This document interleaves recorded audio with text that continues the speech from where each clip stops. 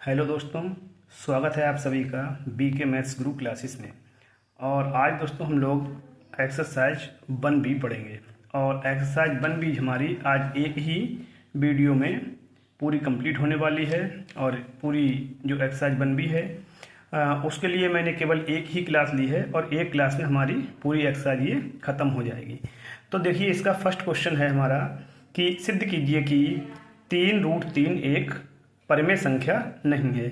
जब बच्चों परिमेय संख्या नहीं है तो कैसी संख्या होगी? हमारी अपरिमेय संख्या होगी। ठीक है, तो हमें ये सिद्ध करना है कि ये परिमेय संख्या नहीं है। तो इसके लिए हम क्या करते हैं, देखो विरोधाभास से लेते हैं, लिखेंगे विरोधाभास से। विरोधाभास का मतलब उल्टा मानते हैं। क्या मान लेंगे हम? माना हमने कि 3√3 एक परिमेय संख्या है और जिसका सरलतम रूप a/b है। सही है, जहां a और b पूर्णांक हैं। a और b क्या हैं? पूर्णांक हैं, जिनमें वन के अतिरिक्त कोई उभयनिष्ठ गुणनखंड नहीं है। अच्छा, वन के अतिरिक्त कोई उभयनिष्ठ गुणनखंड क्यों नहीं है? क्योंकि जो a/b है ना, वो सरलतम रूप है। तो सरलतम रूप होता है जब दो संख्याओं में कोई भी कॉमन फैक्टर ना हो। ठीक है, तो ये हो गया इसका सरलतम रूप। और वन के अलावा a और b में कोई कॉमन फैक्टर नहीं है।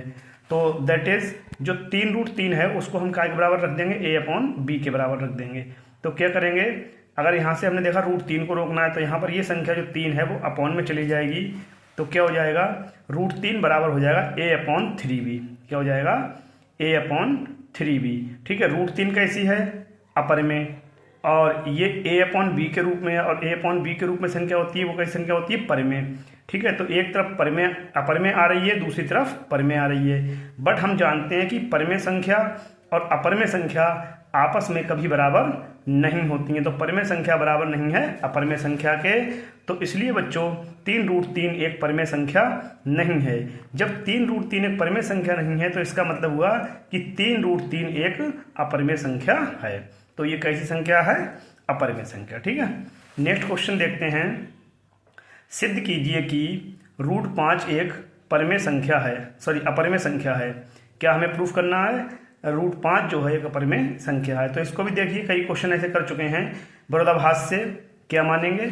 मान लेंगे कि √5 जो है एक परिमेय संख्या है जिसका सरलतम रूप a/b है तथा a और b पूर्णांक हैं, जिनमें वन के अतिरिक्त कोई कॉमन फैक्टर नहीं है। मतलब वन के अलावा कोई कॉमन फैक्टर नहीं है। ठीक है, तो इसके बाद देखिए, जब वन के अलावा कोई कॉमन फैक्टर नहीं है तो हमने क्या किया, इसको रख दिया हमने √5 = a/b। ठीक है, √5 जो है a/b के इक्वल हो गया। फिर यहाँ से a आ जाएगा, त्रिशी गुणा करेंगे इसके नीचे वन सपोज करके, तो a बराबर आ जाएगा √5b।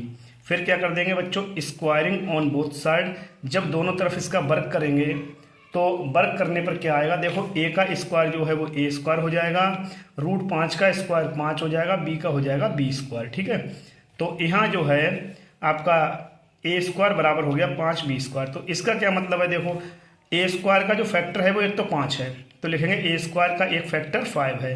तो जब a² का फैक्टर है तो a का फैक्टर भी 5 होना चाहिए। तो इसका मतलब a का एक फैक्टर भी 5 है। तो ये हमारी हो गई समीकरण नंबर 1। इसके बाद हम क्या करते हैं, पिछले क्वेश्चनों में बताया है, आप प्लेलिस्ट में जाके देख सकते हैं। जैसे √5 प्रूफ करना है तो बाद में दोबारा जब मानते हैं तो a बराबर 5c मानते हैं। अगर यहाँ √2 करना होता तो यहाँ पर 2c मानते, √3 होता तो 3c मानते। ठीक है, तो पुनः माना a बराबर 5c। फिर इसमें भी क्या करेंगे, दोनों तरफ वर्ग करने पर क्या हो जाएगा? a² बराबर 25c² हो गया ये। ठीक है, उसके बाद a² का मान लगा देंगे। a² का मान कितना है ऊपर से देख लीजिए, 5b² है। तो a² जगह 5b² लगा दिया, बराबर 25c², 25, तो b² बराबर आ गया आपका 5c²। ठीक है, अब जो 5c² आया है तो यहाँ से देखेंगे b² का एक फैक्टर कितना है? 5।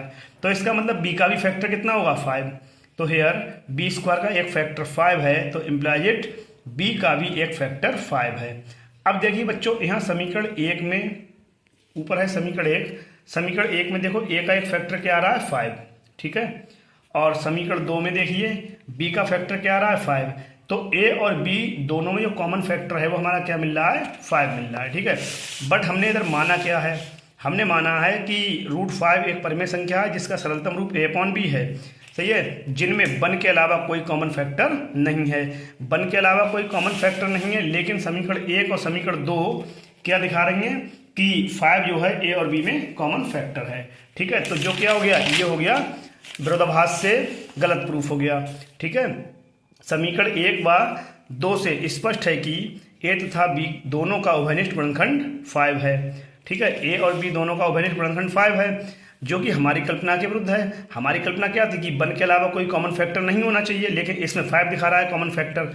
तो इसका मतलब ये हुआ कि जो हमारी कल्पना है वो गलत हो गई, जो कि हमारी कल्पना के विरुद्ध है। और हमने कल्पना क्या की थी, हमने माना था √5 के लिए एक परिमेय संख्या। तो इसका मतलब ये हुआ कि हमारी कल्पना जब गलत हो गई तो √5 एक परिमेय संख्या नहीं है। जब √5 परिमेय संख्या नहीं है, फिर √5 क्या है, √5 एक अपरिमेय संख्या है। ये आपका यहाँ पर प्रूव्ड हो गया।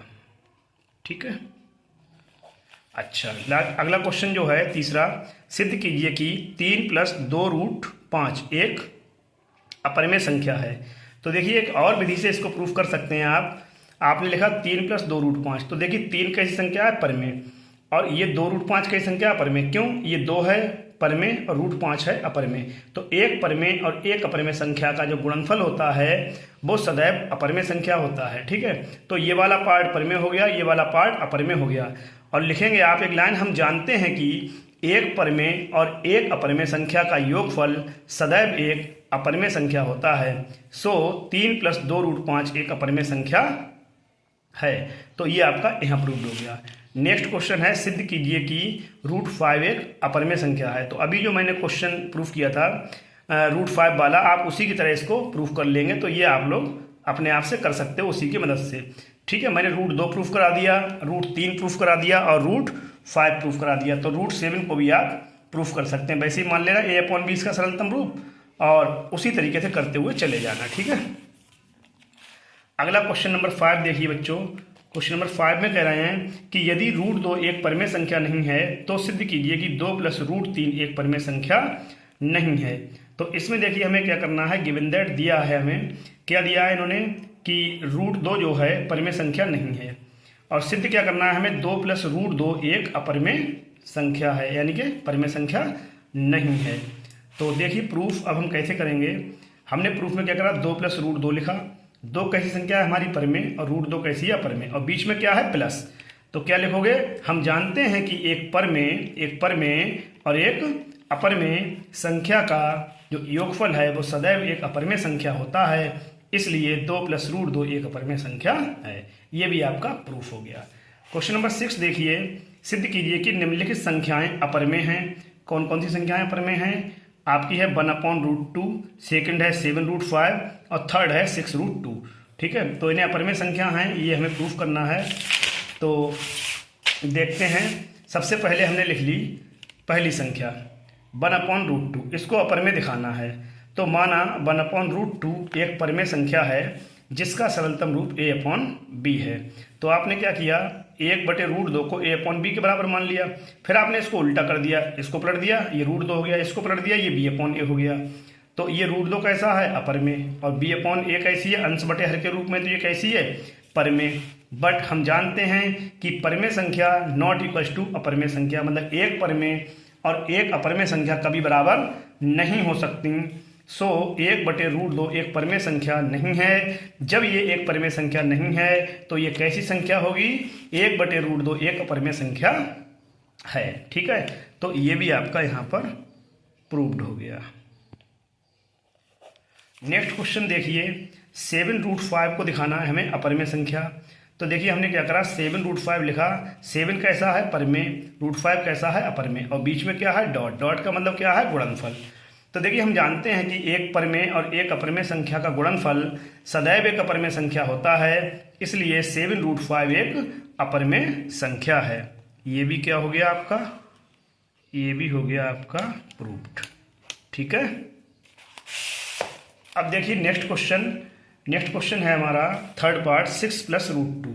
तो 6 + √2 में अगर आप देखेंगे तो 6 कैसा पार्ट है, परिमेय, √2 कैसा पार्ट है, परिमेय, बीच में क्या है, प्लस। तो क्या हो गया, एक परिमेय और एक अपरिमेय संख्या का जो योगफल है वो सदैव क्या होता है, एक अपरिमेय संख्या होता है। तो इसलिए जो है 6 + √2 क्या है, एक अपरिमेय संख्या है। बहुत सरल क्वेश्चन है, ये आपका प्रूव्ड हो गया। क्वेश्चन नंबर 7 देखेंगे, सिद्ध कीजिए कि √3 - 1 एक अपरिमेय संख्या है। सही है, तो इसके लिए क्या करेंगे बच्चों, हमने √3 लिखा और माइनस का 1 लिखा। तो √3 क्या है, अपरिमेय, 1 क्या है, परिमेय, और बीच में क्या साइन है, माइनस का। तो क्या लिख देंगे, एक अपरिमेय और एक परिमेय संख्या का अंतर, या एक परिमेय और एक अपरिमेय संख्या का अंतर, बात एक ही है। तो लिखेंगे हम जानते हैं कि एक परिमेय और एक अपरिमेय संख्या का अंतर, सॉरी योगफल लिख गया यहाँ पर बच्चों आएगा अंतर। क्या आएगा, अंतर, क्योंकि बीच में माइनस है ना। अंतर सदैव एक अपरिमेय संख्या होता है, तो इसलिए √3 - 1 एक अपरिमेय संख्या है। ये भी आपका प्रूफ हो गया। ठीक है, अब बढ़ते हैं हम लोग क्वेश्चन नंबर 8 पर। तो क्वेश्चन नंबर 8 देखेंगे, कह रहे हैं सिद्ध कीजिए कि √5 - √3 एक अपरिमेय संख्या है। तो देखिए प्रूफ में हम क्या करेंगे, √5 लिखा हमने और माइनस का लिखा √3। तो √5 कैसी है, अपरिमेय, और √3 क्या है, अपरिमेय। दोनों ही संख्या अपरिमेय है और बीच में क्या साइन है, माइनस साइन है। और हम जानते हैं कि दो अपरिमेय संख्याओं का जो अंतर होता है वो भी सदैव एक अपरिमेय संख्या होता है। तो लिख दिया है कि हम जानते हैं कि दो अपरिमेय संख्याओं का अंतर सदैव अपरिमेय संख्या होता है, इसलिए √5 - √3 एक अपरिमेय संख्या है। ये भी आपका प्रूफ हो गया। अब देखिए नवा क्वेश्चन है, सिद्ध कीजिए 2 + √3 एक अपरिमेय संख्या है। तो कुछ नहीं करना, आपको लिख दोगे 2 को लिख दोगे परिमेय और √3 को लिख दोगे अपरिमेय, और बीच में क्या है, प्लस। तो आप बता दोगे अगली लाइन में, हम जानते हैं कि एक परिमेय और एक अपरिमेय संख्या का योगफल सदैव अपरिमेय संख्या होता है, इसलिए 2 + √3 एक अपरिमेय संख्या है, और प्रूव्ड लिख देना। ठीक है, क्वेश्चन नंबर 10 में कह रहे हैं सिद्ध कीजिए कि 4 - 3 √2 एक अपरिमेय संख्या है। क्या करोगे, ये क्वेश्चन उतारोगे सॉल्यूशन में, फिर 4 को लिख दोगे परिमेय और 3 √2 को लिख दोगे अपरिमेय, और बीच में क्या है, माइनस। तो आप कह देंगे कि एक परिमेय और एक अपरिमेय संख्या का अंतर सदैव एक अपरिमेय संख्या होता है, अतः स्पष्ट है कि 4 - 3 √2 एक अपरिमेय संख्या है। ठीक है, तो ये आपका प्रूव्ड हो जाएगा। तो बच्चों यहाँ पर आपकी एक्सरसाइज 1B जो है वो कंप्लीट हो गई है, और अगली क्लास में हम लोग चैप्टर नंबर 2 शुरू करेंगे। तो चैप्टर 1 आपका जो है कंप्लीट हो चुका है इस वीडियो में।